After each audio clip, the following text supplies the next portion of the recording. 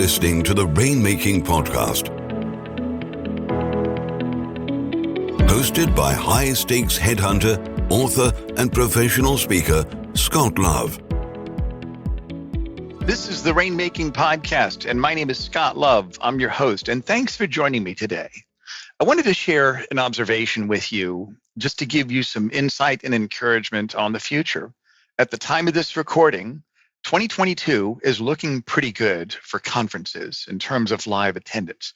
I actually went to a speakers meeting this past weekend where Jane Herlong and Jeffrey Gittimer were giving ideas about sales presentations. And I even asked them about what's the market looking like for 2022 in terms of live events, hybrids, or just virtual. And they said a lot of them are going to be live with the hybrid option. And I thought that was pretty interesting. In fact, I've actually been booked for several live events to keynote at sales conferences in various industries already for 2022. And even just today, got an inquiry for a kickoff meeting virtually with the team. So I'd like to encourage you, no matter what industry you're in, plug into your trade association. If you've never done that before, check it out. Go to the conferences, meet people in person. But these are my competitors, you might say. Yes, well, they're kind of like your frenemies.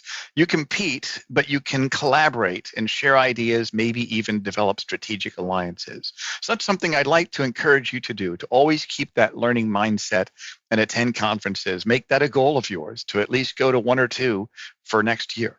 Let's go to our speaker that we have today on our show. We have Mark Roberts. Now, if that name sounds familiar, he's been on the show before. The previous interview I did with him was talking about how to get your rainmakers to produce. Today, we're talking about tactical tips for professional services rainmaking.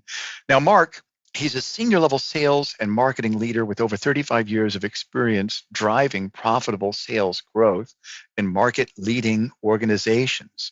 I'd recommend that you check out the show notes. We're going to have links to his ebook, to his video, even to an article that he wrote. All of that's on the show notes. Connect with Mark, and I hope you get some great ideas from my interview with him today. Thanks again for listening. Hey, this is Scott Love. Thanks for joining me on the Rainmaking Podcast. We've got a repeat guest, Mark Roberts, joining us today talking about tactical tips for professional services rainmaking. Mark, thanks for joining me today. Oh, thanks for having me back. Yeah, it's great. Your content was solid. I know we got some great feedback. I know that a lot of people connected with you on LinkedIn. And by the way, we'll put Mark's contact information and show notes on LinkedIn. So let's kind of dive right in. We're talking about tactical tips for professional services rainmaking. Let's just say there is a professional services provider that is wondering, what do I do? There's so much opportunity out there. Where do I start? What advice would you give to that person, Mark? Yeah, I actually, in my past, one of the teams that I served was a professional services team. It was a TPA firm, third-party administrator, and it was one of the larger firms out west. And their owner came to me and said, look, I really want to double and triple my business. Let's do it. And, that's kind of where these tips and tactics came from, is that work. Within 8 months, we doubled his practice. Wow, no kidding. And tell us about that company. You say a third-party administrator. What do you mean by that exactly? They design and build deferred compensation, DB, DC combos, 401ks. We served a lot of other professional firms like law firms, accounting firms, but also very large companies. One of our largest clients was an airline. Oh, that's interesting. So do you think, and let me kind of be devil's advocate here. Let's say there's somebody listening that's, no, I work in this industry. That's not going to apply to me. Do you think that the concepts of business development are malleable from one industry to another? Are they fungible? I think they have to adapt. I think the fundamental skills are there, but we need to adapt how we do them and where we do them. Got it. Okay. Well, let's get started. I'm curious. What were some of the insights that you had from the company that you consulted to that you could share with us? Well, first, it starts with having the right person do it. Right. Just because, let's say, you're a thought leader or you're really gifted in a particular service discipline doesn't necessarily make you gifted in business development. Yeah, you're right. Also, in my past, I helped an office. It had 6 physicians and they wanted to grow their practice. As you can imagine, you don't want physicians making cold calls, right? Yeah, right. First of all, it's not good economically for your bottom line, but also it's not effective. So what we have to look at is make sure you have the right person doing it. If you're blessed to have, let's say, someone in the legal profession that is really good at business development on your team, by all means, let them keep doing it. But what we often did was, particularly because of the billable rate, is we would hire a business development person that basically booked appointments for that thought leader. That was the best use of everyone's time and actually, deliver the best ROI. That's great. And do you think that everybody has the potential to do business development, or do you think, no, absolutely, you need to have the right people do it? If you're not somebody that's wired to be a rainmaker, then you should be a service partner instead of building a book. What do you think about that? I think everybody's in sales, whether they like it or not. I hate to be the person telling you that, but we all can have conversations that could lead to revenue if we knew how. Right. And so let me kind of keep talking about this topic. And I know you've got a lot of steps that you could share with us. We may have to have you back on later, right? and what was the biggest insight that you've seen? Were there surprises that you found with certain people that really could sell? They could get work that you just didn't expect them to be able to do that. Is that something that surprised you? Yeah, like one of my clients, they designed websites and highly technical, as you can imagine. He basically spoke a language I didn't understand. But when I told him about business development, he said, look, just give me a process. I'm a process guy. I'm a coder. If you give me a process, I'll blow it out of the water. Oh, and that's what he did. Yeah. We applied some of the tactics that we're discussing today, and he did a phenomenal job of opening up, in his case, hospitals and designing websites for hospitals. And so he just followed the formula.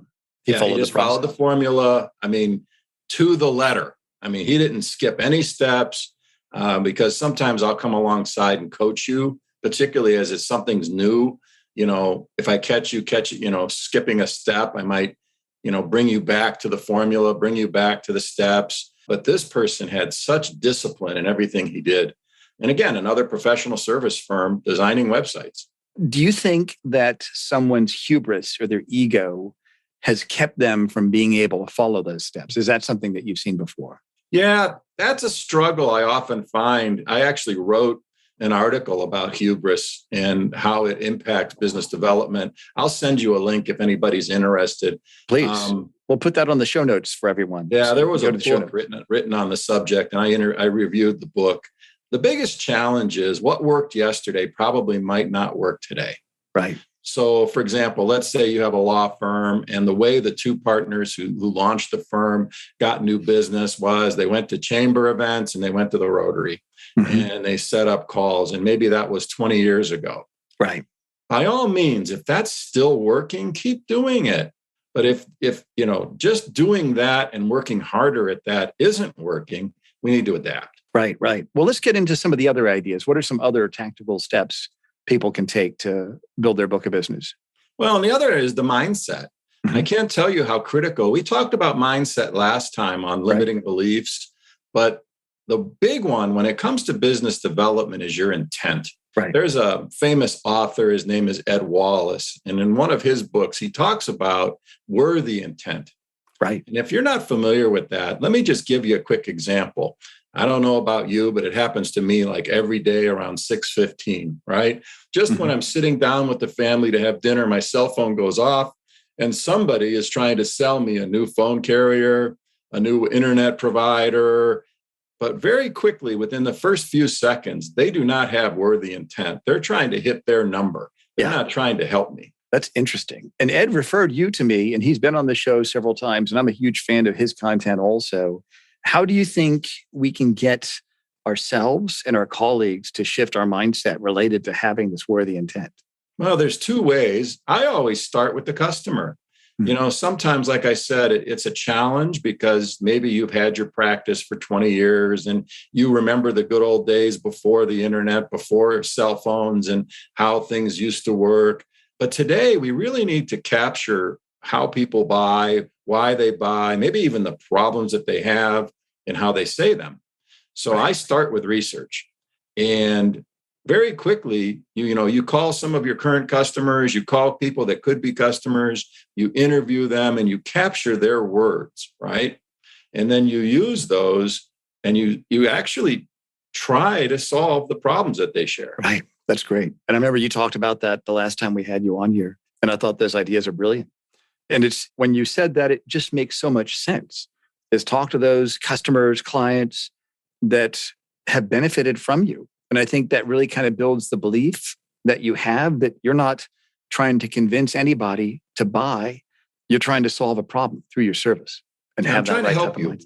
Yeah, absolutely. And right. I really believe, I've been very blessed to have some clients tell me, they feel it's a little different working with me. I have a customer up in Winnipeg, and he said, we were up against a lot of different large firms, but we picked you because you took the time to understand, and we felt you were going to actually try to help us. That's great. And we hear that within our company also, that it's not just the placement fee, it's about the placement. It's that fit, that mutual satisfaction of needs between two people. When you make a good placement, you're making a significant impact in someone's life that's very meaningful to them and very personal. And it's special to have that trust to be able to do that. So I think you're onto something here, Mark, with the mindset.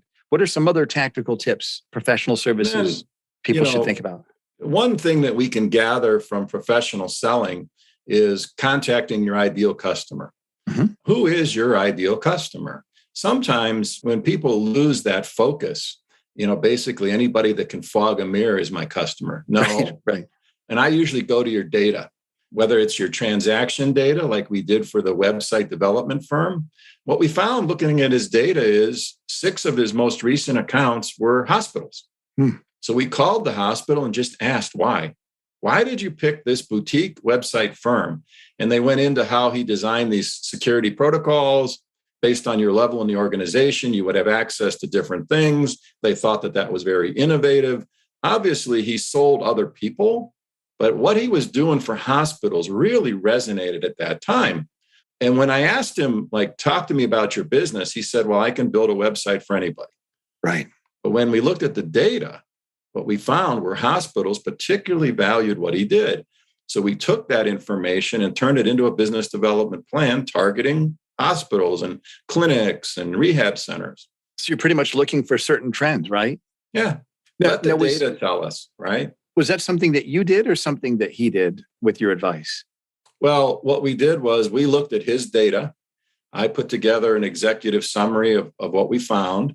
My firm actually called his last 6 accounts and interviewed them to find out why they picked him, what else are they buying that they could have bought from him, how they make buying decisions.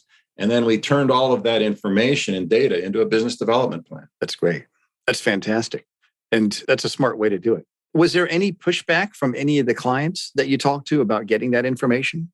No, it all depends on how you ask. And that's where we're really blessed. We have somebody on staff that's a PhD in psychology, and just the nature of the questions, how they start from very broad to very specific, how we ask questions and open-ended, and we get people talking is a real art form. And I'm really blessed to have her on the team. And, when I work with clients, we develop the questions and the client has to actually approve them before we even implement. Right. That's great. What are some other tips that you have? Well, basic. It sounds so, basic. Again, that's why I call what I do no smoke and mirrors, right? It's not very fancy. Right. But why are they buying from you? Answer that simple question. They had options. And this is a separate step that you suggest to give to people, right? When you're doing your research, really understand why. And what that question does is it forces you to be outward looking as opposed to inward looking. Mm-hmm. I can't tell you how many CEOs I've met with that said, look, I want to grow my business. This is what we're really good at. But when I talk to their customers, something comes up that's not even on the list. I think I mentioned last time I helped a company that made vehicles for people in wheelchairs. Right. And when we interviewed people in wheelchairs that bought their vehicles, they said, the number one reason I bought your vehicle is it's quiet. Oh, interesting. Nowhere on the website, the brochure, our training, did it say quiet. But when we incorporated that feedback and then actually scaled it is when the business really took off.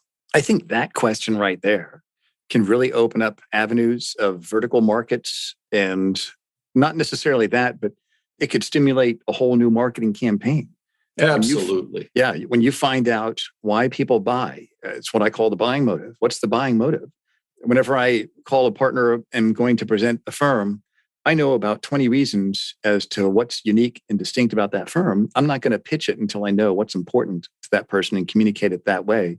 It's kind of the same thing that you're doing here. It forces when I helped a firm that what they did was product management training. When we worked with product managers as they launched new products, we called it the distinctive competence. What is it that makes you unique? What is it that made people choose you? And then the other side of that coin, we also need to know, what is it that you're buying that you could be buying from us, but you're buying from other people? Typically, in most cases, it's less than 30% of the share of wallet is what you're getting compared to what you should be getting. The quickest and best ROI you could ever get is to sell more to a current customer. Right. So don't be shy about asking your current customers, what are they going through now? What new challenges are they facing? And then possibly even design new service offerings based on those new challenges. So I've got a question for you. It's kind of a sidebar, but do you think that when you would consult to companies doing this, that there's an immediate pop of revenue that just comes from this concept of let's find new opportunities? Is that something that, are you looking more strategic about making big sweeping changes? Or do you think there's a pop in revenue that comes as a result of just doing this one step right here? Well, that's a great question. It all depends on the client. Sometimes we just see an immediate pickup and, it depends on the problem that we're trying to solve. If it's a business that for whatever reason, the owners don't know why, but the sales and revenues have, flattened out or are declining, they've been that way for years. Sometimes it's a pretty big project. Right. In most cases, your customers are going to give you actionable insights. The challenge is, will we listen? Right. The only time in 36 years this process did not work is when I delivered those insights to a CEO and he didn't want to hear it. He didn't want to believe it. Yeah. He believed he was unique. He believed he was the only person in North America that did this particular service, but our research showed 5 other people were doing it. Yeah, right. Interesting. So what are some other steps, some other tactical tips? The best place, where is it that you've seen over the last, let's say, 6 months to 12 months, because we've seen so much disruption? I wouldn't recommend looking any longer than that. Where has business development come from? If it's meetings at the chamber or the Rotary, then by all means, keep doing it. But if it's a referral, and all of a sudden you're seeing a bunch of referrals from bankers, accountants, CPA firms, how can you scale that? When we did this process for the third-party administrator, what we found was lawyers, attorneys, the business bankers were all huge influencers for their clients. So what we started doing was training for those influencers, not for the clients. Interesting. And we gave them useful tools because everybody wants to help their clients in bigger ways than just their discipline. Right. So we created a referral network, even with tools. And that's what really began to scale. What do you mean? What are some of the tools that you had them follow? Well, we can do like self-assessments. Could you be saving, like a lot of our clients were doctors and legal offices, as the partner, could you be, putting more money away into a retirement plan? Fill out this assessment, let us know. Is your current plan, working as hard as it should for you? Right. Establishing what a good plan looks like with content, and then best practices. It never hurts to have some of those success stories written out with real names, real testimonies. That is something people feel confident sharing. So let me kind of ask you a little bit more about this. This is something you could go pretty granular on. Oh, definitely. You're looking at where it comes from. And just like what you said, and here's an example. When I was doing consulting to recruiting firms, there was a staffing company in Arizona where the idea I had was a referral network among candidates, where it wasn't necessarily referral bonuses, but it was a portion of the placement fee would be donated to a local charity. And they kind of were able to use the charity, selflessness, the noble cause, as a way to stimulate interest. It was something for them to talk about. And nobody would have thought about that until we started really looking at where do all their referrals for candidates come from. And most of them come from other candidates. So it's when you look at where it comes from, it could be referrals. Are you also looking at advertising? Are you also looking at strategic alliances? What are some other avenues that you've seen are pretty common among your clients, Mark? Yeah, I track everything. I mean, what I'm known for is a data guy, which is kind of opposite when most people think about sales. They think about gut and intuition. I let the data tell me what to do. So I track everything. If a new client comes in, how did you hear about us? What process did you use to find us? And we look for trends, right? And then we scale those trends. But again, that's just the way I've always done it. And it's actually the best ROI that I've ever discovered is let's really look at what's working. So many people want to gravitate to what's not working, but we need to really have some great feedback to do that. Have you ever found resistance within organizations to give you data about where business is coming from? You mean as far as like end users, customers? Yeah, like your customers where there's a business developer within a company that's just not going to freely share that information. Is that something that you've seen? Not really. I mean, because again, I'm trying to build a relationship with them. Right. And then I'm also always asking the question, how can I help you? Right. So I'm also an influencer, like with the third-party administrator firm. We were an influencer for attorneys. Right. We were an influencer for CPA firms. Mm-hmm. So it works both ways. And often we would start the relationship by giving them business. Yeah, that's great. Give to get. Yep. So I like the idea of the influencers. Have you ever suggested to your clients that they take it to a deeper level and have a formalized strategic alliance with consulting firms or other referring parties? Yeah, I've seen that work. My only challenge is if the client feels that there's some kind of an economic benefit, then it's really no longer authentic as it should be. Right. But again, if you want to develop those kind of things, that's great.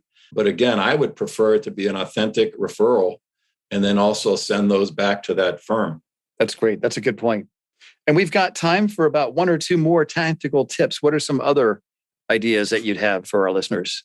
Well, and I mentioned earlier the web development person, the third-party administrator. One of my clients when I lived in Arizona, it's funny you mentioned Arizona, was a firm that did financial investing.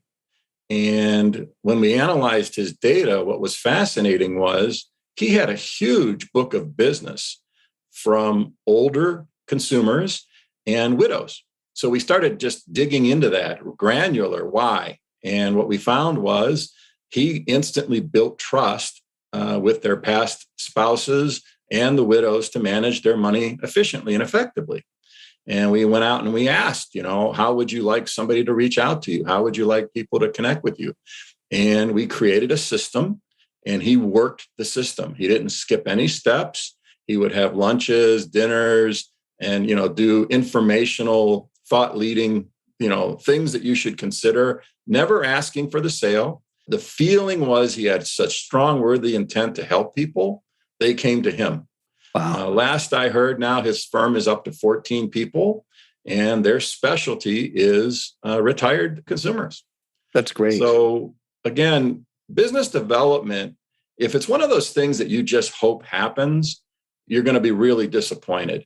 But if you develop a system with a cadence, and the other thing to look at is, and I highly recommend somebody in your firm Google this, which is multi-channel, omni-channel. It's about multiple touches with the same message, but also the same feeling of the message. That's what's making business development work today. That's great. I'm going to look at that. This is very insightful, Mark. Tell us about the offering that you have. What would you like people to know about your services? I know you were on here before, but if someone didn't listen to that previous show, what would you want them to know about the things you can do for them? Well, if you have business development needs, if you know that your firm can grow, typically I don't work with people that want to grow less than 20% a year. But if you have that dream in your gut that, I think I can double this, triple this, I want to talk with you. That's what I do. One of the companies that I worked for was 4 million. And, 13 years later, we sold it for 300 million. That's what I know how to do. That's my passion. That's my sport, if you will. I've been doing this a long time. So if you need help with business development, I have a process and tools to help you get to where you want to get in the most efficient and effective way. Sometimes, my advice is actually free. But a lot of times, if you want to engage, I can help, teams. If you can't remember my name, just Google fix sales problems. Typically, my website is #1 in the world. Great. That's great. And we're going to put all your contact info and your LinkedIn address and everything else here on the show notes. So everybody listening, make sure you check that out, connect with Mark. And Mark, thanks so much for being on the show today. We're going to have you back on because I know you got a lot of other great ideas that you can share with everybody. Well, and again, your clients, legal firms, they're process driven. I mean, the way they do their discipline, they don't skip steps. Once they learn the steps of business development, I'm very confident they'll apply them and see a lot of success. So thank you for having me today. And I look forward to speaking with some of your audience. Thank you, Mark. Thank you for listening to the Rainmaking Podcast. For more information about our recruiting services for international law firms, visit our website at attorneysearchgroup.com. To inquire about having Scott speak at your next convention, conference, sales meeting, or executive retreat, visit therainmakingpodcast.com.